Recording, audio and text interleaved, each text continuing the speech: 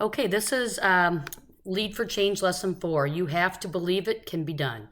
At the end of this lesson, you will create an action plan to identify tasks that must be completed in order to complete your Lead for Change project, anticipate hurdles or obstacles, and develop ways to successfully overcome and continue the progress. Personalize your team vision and practice delivering an elevator speech in order to communicate your vision to others. Create a people map in order to identify the people that you will need in order to achieve your big goal, and develop a persuasive statement to explain why you believe your project can be done. So let's go ahead and get started by clicking the link. So here's activity 1, an introduction. It is one thing to say you want to do something. It's another thing to back your words with action. Once your team members have communicated a clear vision of what they want to accomplish and how they will achieve it, the next step is to put a structure in place that will help to make it happen. With your team, identify where you're going and what you want to accomplish. However, you must continue to trust and develop with your team and support a winning culture.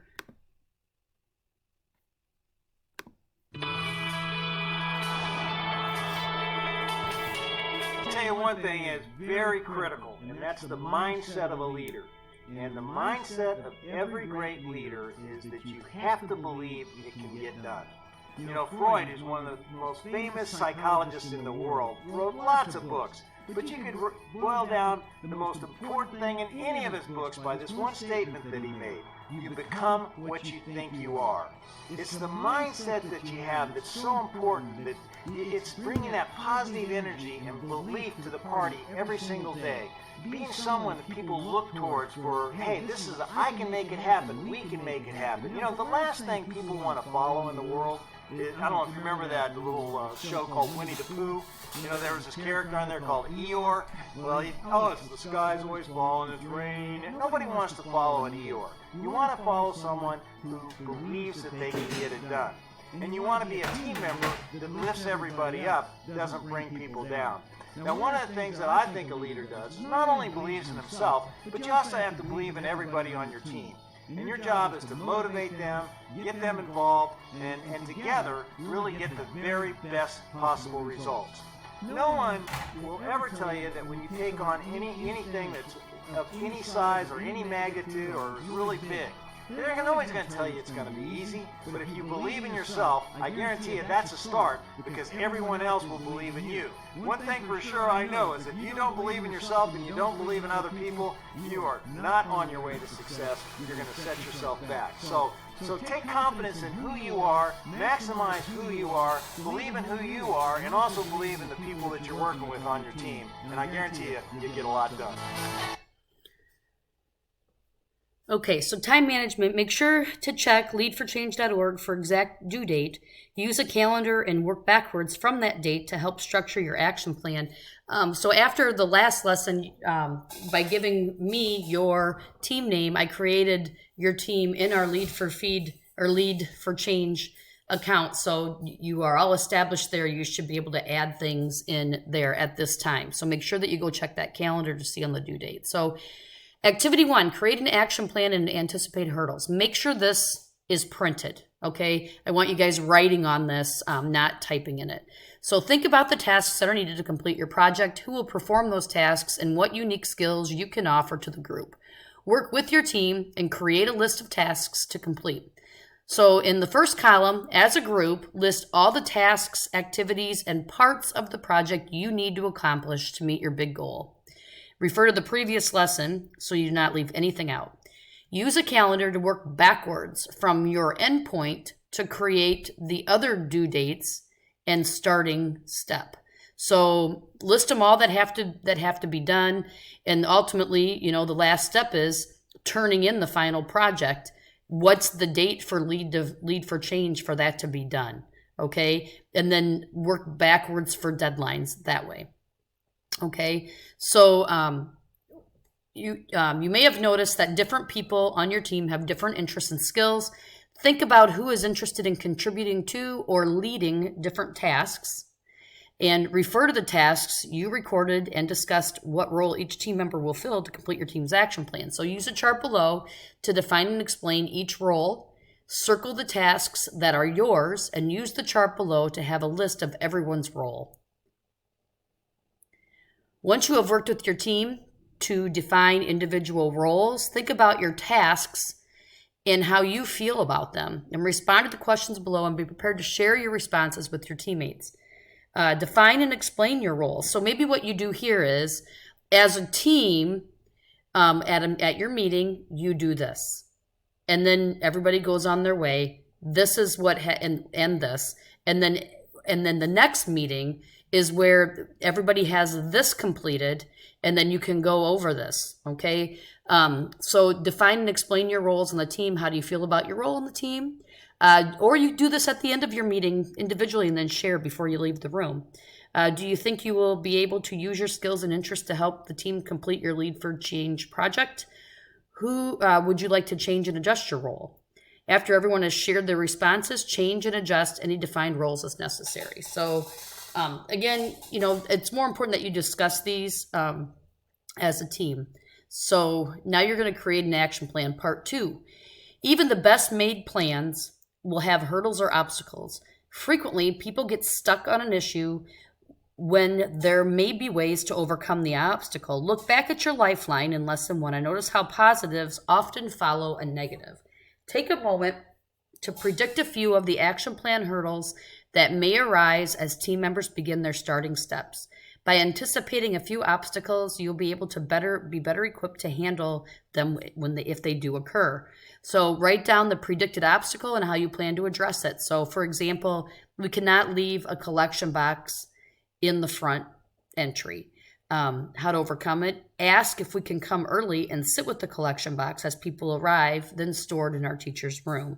So what are some obstacles that your team might have? And then it says here, this is a brief moment to make predictions and realize that everything may not go as planned. This is not a time to try to think of all what-if problems that could exist. So consider the hurdles of communicating when team members are in different locations. How will you overcome that? Okay, that's huge. Can you communicate through GroupMe, or is there a shared Google Doc that you guys can correspond in? Think about that. Okay, so here's some other things as far as like obstacles and hurdles go.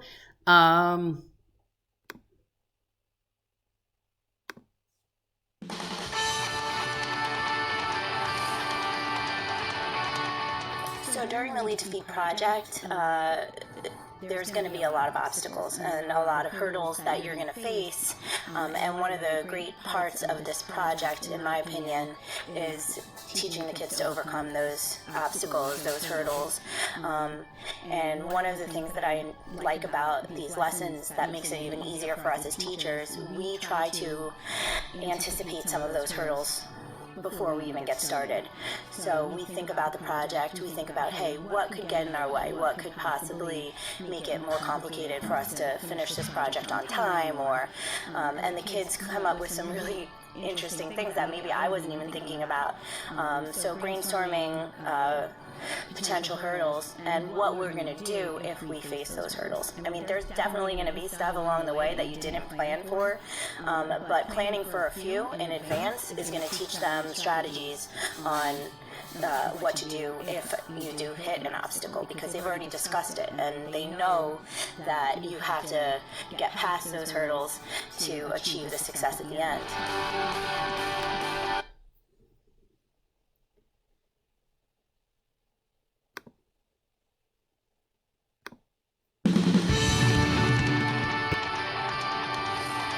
After selecting an umbrella cause and choosing a nonprofit to partner with, the students then subgroup themselves based on passions and strengths and talents and interests, and have to develop a particular project to support that nonprofit.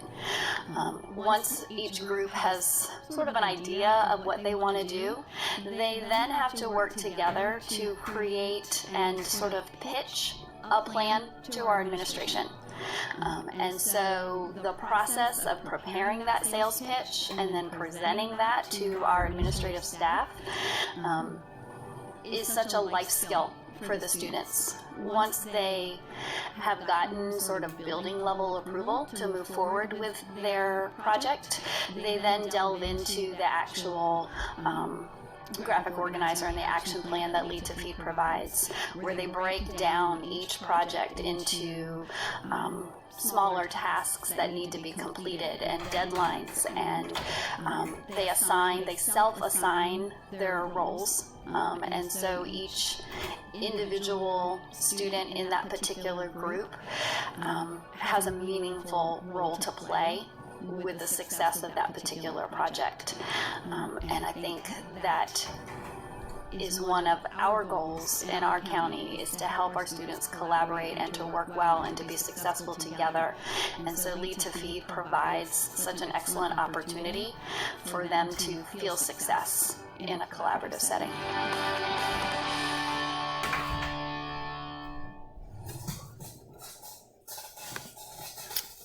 Okay, and that leads to activity 2, create an elevator pitch. So as you work towards reaching your team's goals, you may encounter some roadblocks along the way. Your team may encounter calendar double bookings or inclement weather. Obstacles do not cause us to stop or quit. There's always an alternate way to create a positive from a negative. You may find there are people who do not initially believe in your project. So it's important to be able to clearly share your goal and your vision in order to gain support for the work you plan to do. So activity 2.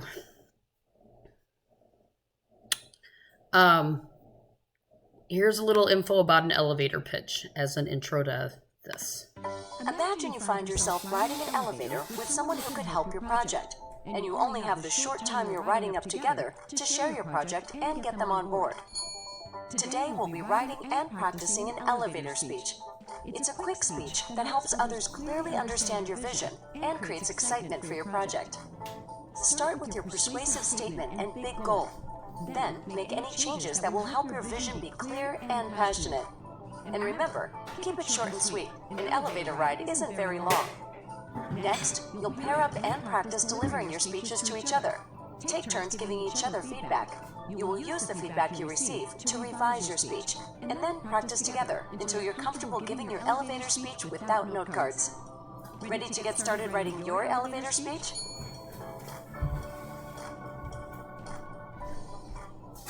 All right, so let's get started.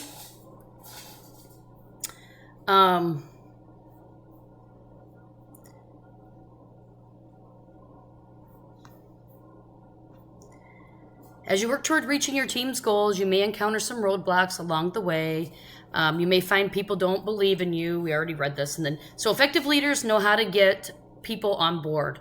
They are able to share their vision with anyone at any time. An elevator speech is a short and to-the-point way for you to tell someone about your Lead4Change project vision in less than 1 minute. The goal of your elevator speech is to tell others about the positive change that your big goal will have in the future. Write some specific details you will mention in your elevator pitch. Be direct and customize your pitch, your speech, so that others clearly understand your vision and feel excited about your project. Pair up with a partner from a different team and share your speech in order to communicate your personalized team vision. Practice so you can deliver your elevator speech effectively. Ask your partner, what do you think? Or would you do anything differently if you were me? Take turns providing feedback to one another about the projects and speeches. Revise your speech based on the feedback you received. You may want to try a different way of customizing your speech or include more details about your vision in order to match your audience. Pair up with a new partner from another group and repeat steps 2 through 4. Continue to share your vision with different people. You will improve your vision, and you may find that some people will be interested in helping you with your project. So share your script for your elevator pitch with a parent or sibling and team members. Take notes on what they identify as the strengths and weaknesses of your vision. Develop one speech you will use as a team. And then use hashtag L4Pitch to share your speech on social media. Be sure to do that using Bellevue FBLA's social media account. Okay? And here's an example of an elevator speech. There are people living in our city who are suffering from hunger. I have been thinking about what that means for our community, and I want to do something about it. I could be the one who is hungry, and there is little difference between me and people who cannot afford regular meals each day. The only difference between me and the people I'm trying to help is that they do not have what they need. If I were hungry, I would want someone to help me. My team has set a big goal to raise enough canned food items so that we can build creative structures out of them. Wouldn't that look cool? Then we'll donate the food to the Second Harvest Food Bank in our city. What we are doing is simple. 1, we're gathering canned goods by placing collection barrels around our school and community. 2, we are building a cool can structure in the mall to gather attention about the issue of hunger. And 3, we're donating our canned goods to the food pantry, feeding people who need food the most. Can you see the vision we have to feed people who need it in our own community? Do you have some ideas about how we can achieve this goal? Do you think you would like to do part of this? Please spread the word as we're gathering as many canned goods as possible this semester. You will see the barrels in the school lobby soon. So that's an example of an elevator pitch. Okay? You could also look elevator pitches up. You could probably even Google Lead4Change elevator speech, okay, to help you. Here are some other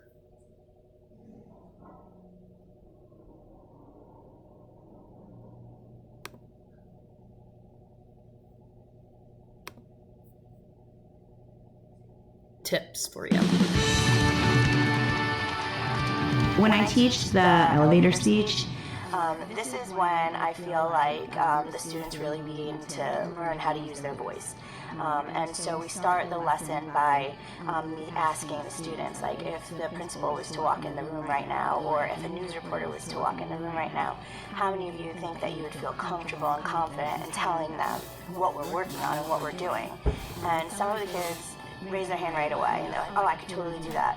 And then they raise their hand. I say, okay, do it. Let's hear it. And then they realize right away, like, ooh, I need to practice this a little bit to really get confident in what I'm saying. So they start by writing, the elevator speech, which is supposed to engage your audience within like 6.5 seconds. Usually what they'll do is write a short elevator speech, and inside that they want to include, facts about whatever the cause is. Maybe one really good fact that was the fact that engaged them, and then try to maybe give some information and our team name and any social media, so that people know where they can find us and get more information.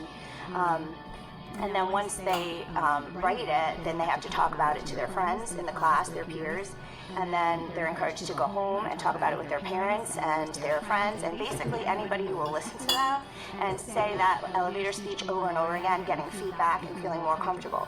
So that way, by the time the end of the project comes, you have like a whole group of students who feel super confident in telling our story, and that they, find success in that.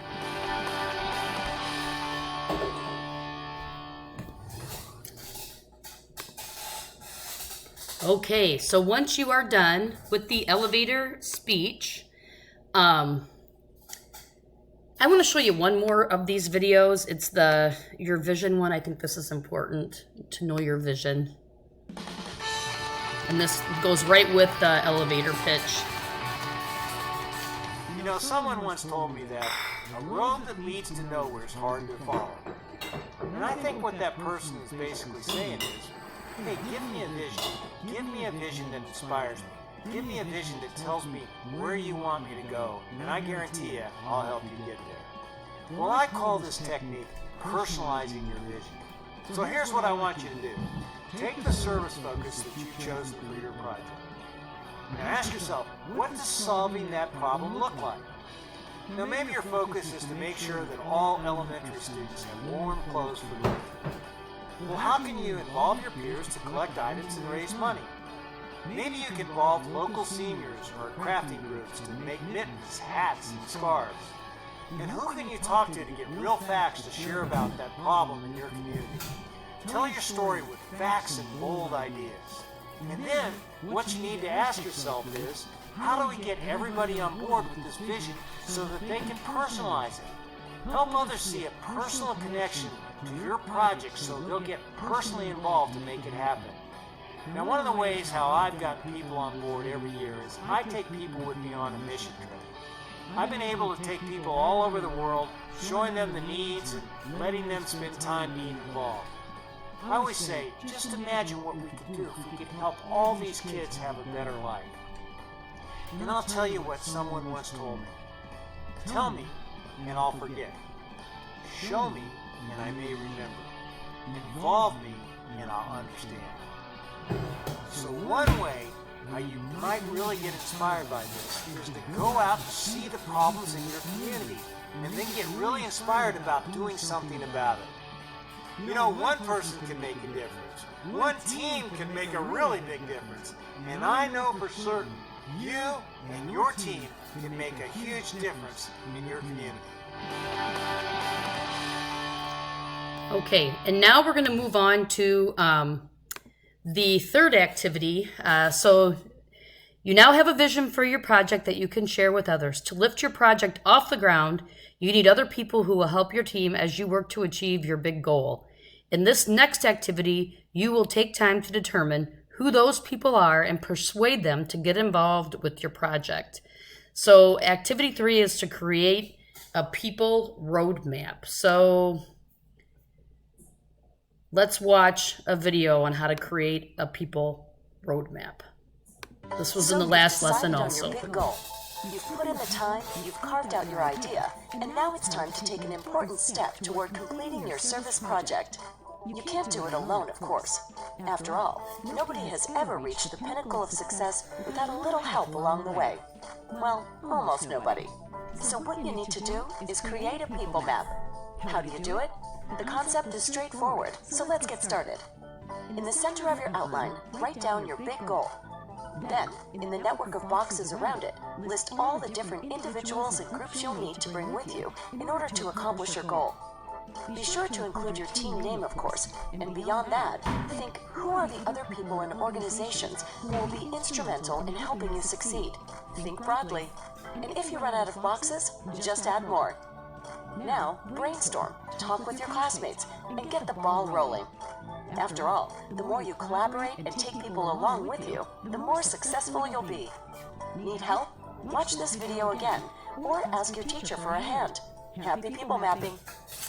And one more video about people mapping. So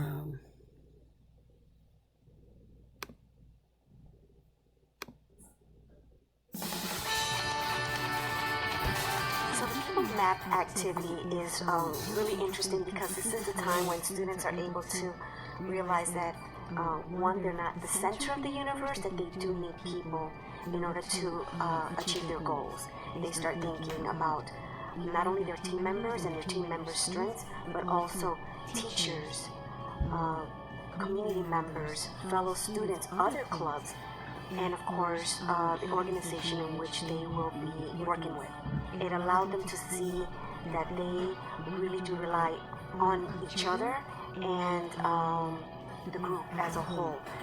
While some have different strengths, for instance, communication skills, where one is really good at coming up with ideas, they realize that their parents, fellow students, and community members alike also have different ways in which to achieve their goal.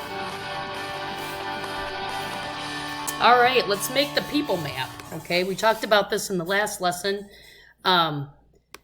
So here it is. Now that you've identified your big goal and selected your project, think about who you will need to take with you. Work with your team. So write your big goal in the center of your people map. And here's, we just saw the instructions for it. So here's this to help you. However, I suggest I have big tablets in my classroom.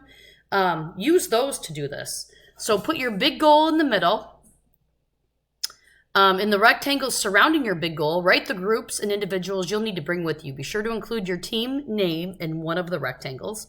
Think broadly about who to include in your people map. For example, local nonprofit organizations, people in your life, other groups in your schools. Add more boxes as needed. Many of these are your stakeholders, people who will be listed because they will help get the project completed. So a stakeholder is someone who has a particular interest or concern in a topic. They may be part of your school or part of the community. Their authority may benefit your team, cause a roadblock for your team, or instruct your team to change direction. In a school, stakeholders may consist of the administration, PTA, school board, or community members. In the community, a stakeholder may include local government officials or be a nonprofit that shares similar goals and concerns as your team. So here's a tip. Consider other ways to contact stakeholders virtually, such as by phone or email. Who will be responsible for making the contacts? Consider assigning the task among multiple team members, each taking responsibility for contacting one or more stakeholders. Be sure to thank the stakeholders you contact for their assistance. And then here's time management. To save time, divide the people map segments evenly between each team member to get the writing done quickly. So you're going to share your project with the stakeholders from your people map. Before you get too far with your project, you need to make stakeholders aware of your goals and how you plan on achieving them. Think about who your stakeholders are, and then let them know your team would like to set up an appointment to discuss the goal further. Use the steps below to write a persuasive statement to share during the appointment. You can use your elevator speech from Activity 2 to create this statement. While the elevator speech is primarily informative, your persuasive statement is meant to obtain permission for your project and to convince others to assist you in your work. Look at your people map and identify your stakeholders. Customize an overview statement geared towards the key stakeholders. These are separate statements if more than one stakeholder is involved. Introduce your team and the big goal. Make it purposeful and persuasive by using 1 to 2 key facts that you've gathered in your research you believe will be interesting or relevant. Make it purposeful. Write a logical argument explaining why the stakeholder should allow your project to be carried forth by your team, and state how you may need their assistance. And then think of ways each group of people indicated on your people map could be informed about this project and create a separate statement for each. So my persuasive statement addressed to, okay, you have to make a statement for each group, okay? Once you finish, read your statements to your teammates. Be sure to listen to the statements of each of your team members and edit as necessary. So like it says here, maybe divide it up among the stakeholders. Say you have these 5 stakeholders, I'll take these 5 stakeholders, and you take the other 5 stakeholders. So once you're done, your team is on the right path and has created an action plan. Each team member knows their job to accomplish the big goal by the due date. Allocating responsibilities is a good example of leadership and is called holding each other accountable. Sharing your big goal through your elevator speech and persuasive statement will make your goal real. People will ask about your progress and check to see if you're carrying forward with your work. Use the power of people to get big things done. So now what? Turn into your teacher the people map. I'd love to hang it in the classroom somewhere. And add to your challenge entry. Go log in to your Lead4Change project at lead4change.org. You need to include the detailed action plan, the project elevator speech. After collaborating, upload the agreed upon elevator speech. So now go do it.